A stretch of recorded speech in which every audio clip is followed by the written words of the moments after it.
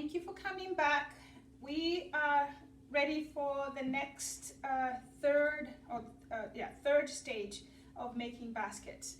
Last time we did, stage one was just starting the basket, and then stage two was folding the basket. This time I'm going to teach you how to trim the basket, because I've had a few people that said that they are ready to trim theirs, that they've been working on. That's fantastic. You can see the one that I've been working on, bigger ones takes a little bit longer because I have to go around and around. So, but I'm going to use this just for the sake of the lesson, how to fold the basket, or actually how to trim the basket. So, in the first video, we were using we were grabbing spokes and pairing the spokes to make the basket go outward, just stay flat. Those spokes now are, and then we used the same technique except for folding the basket, we were just pairing them, right? Now we're going to take the spokes and you're going to twist as normal, and then you're going to grab the spoke, and instead of bringing it out completely, you're only going to bring it halfway. This is why I was advising on having 5 inches left over, because you're going to need those 5 inches when you fold it twice. So fold it halfway through and then consider that a spoke. It's like a brand new spoke, but it's doubled, okay? So what I did is I twisted, I grabbed my spoke, and I didn't bring it all the way out. Instead, I only brought it through halfway, like that. Okay? Remember to tighten it as you go, because you don't want it to look super loose down here. So we continue with that. Grab. Make sure you have enough here, because later on, you're going to take your 2 lines, and one of those lines is going to come through this loop. So you want to make sure you have a nice size loop, because whatever you have over here, whether it's a tiny little ball or it's a long stretch, one of those has to come through the loop. And I also would suggest, once you realize that your basket is done, you can cut your main line and leave just enough to go a couple rounds. You have to estimate about how much that is. So leave just enough to go 2 or 3 rounds, and that okay, I'm going to explain why I said that. So I'm going to put this down, because that we're done showing you how to pull how to fold the spoke. I've worked on this one and it's ready to go. So I went around and did the folding the spokes all the way through, just for to minimize the time that we're going to do this. So I've done all these. I'm now ready for the second round, because I've folded all of them.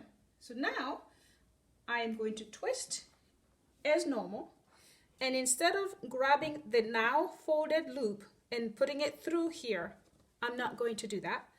I'm going to instead put one of the main lines through. So twist and then grab, and only one of those main lines will go through. This is why it's nice to have a tiny little ball or just a straight line left, but short enough that it won't be, all over the place. So see what I just did? I put that through, okay? And then grab another one, twist, and put one of the main line through.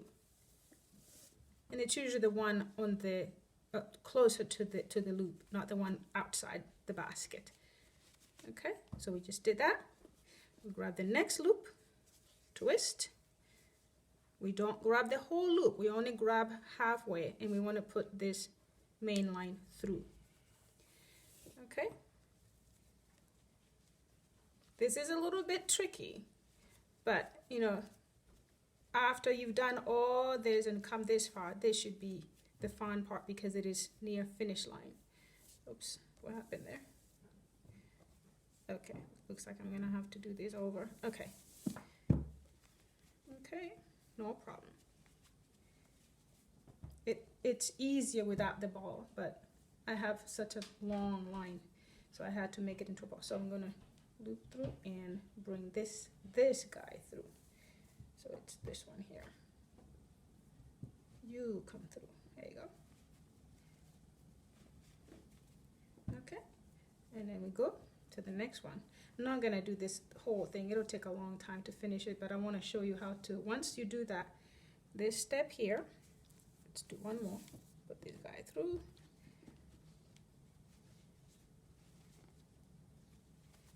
Okay. All right, so what I've been doing is just twist, and instead of grab like that and do, because that would be the natural thing to do, no, I just grabbed, twist, and then I put one guy through. So now the reason for that is because you see what's going on the back, or actually on the inside. You want to be able to see this.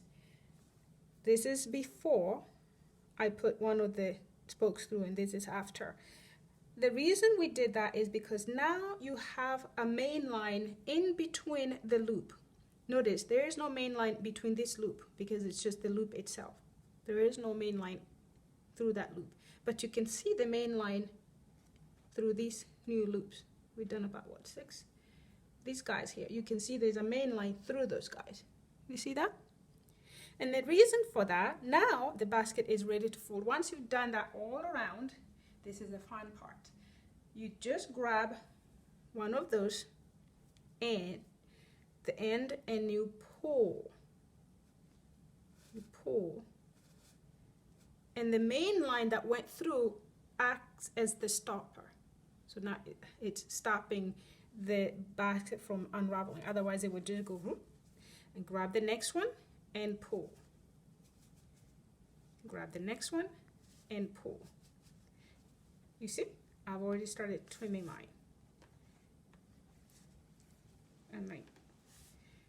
Okay, and you see how beautiful that looks. This is what we just did. We just trimmed all around. We just pulled, and you can see, and you can actually do 2 through the loop round. 1 or 2. I usually do 2, and you can see on mine here, this is an older basket that I did. I actually did twice. I did this one and then another one. It's right there. So you can do 1 or 2. For this thick of a basket, it's probably not really necessary. I just like to have that little extra edge there, because otherwise it's too out on top, versus if you do 2 loops, then you have a little bit more lip here. So you can do 2, that's fine.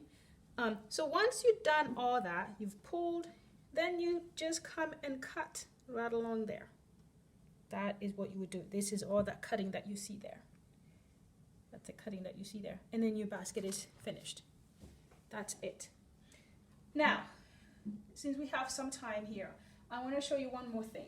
And if you guys have any question about the trimming, please put the comment, and I will be able to answer, and you can continue from there. Now, I'm going to undo this, because this is not ready to start trimming. I want to bring it all the way to at least, I think I got 6 more inches to go.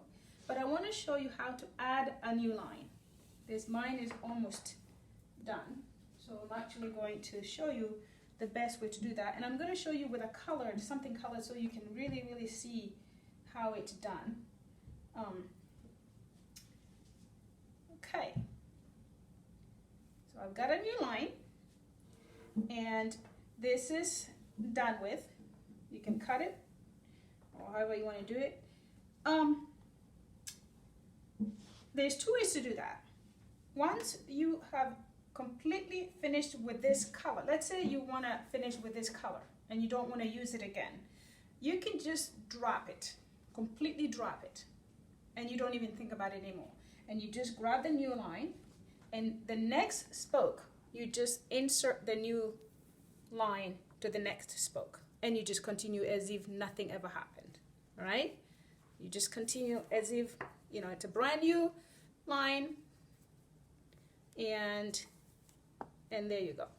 Go all around. When you get to the part where you dropped the original line, just ignore it. It'll dangle on the inside.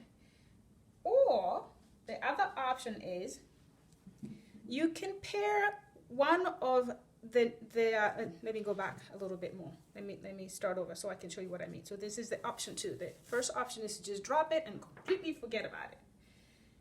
And of course, after you finish the basket, you need to cut it. That means you have a tiny little cut in there, cuttings from where you cut it. That's fine. Nobody is going to be looking inside the basket. But if you want to go for the second option, here it is. This is what you do.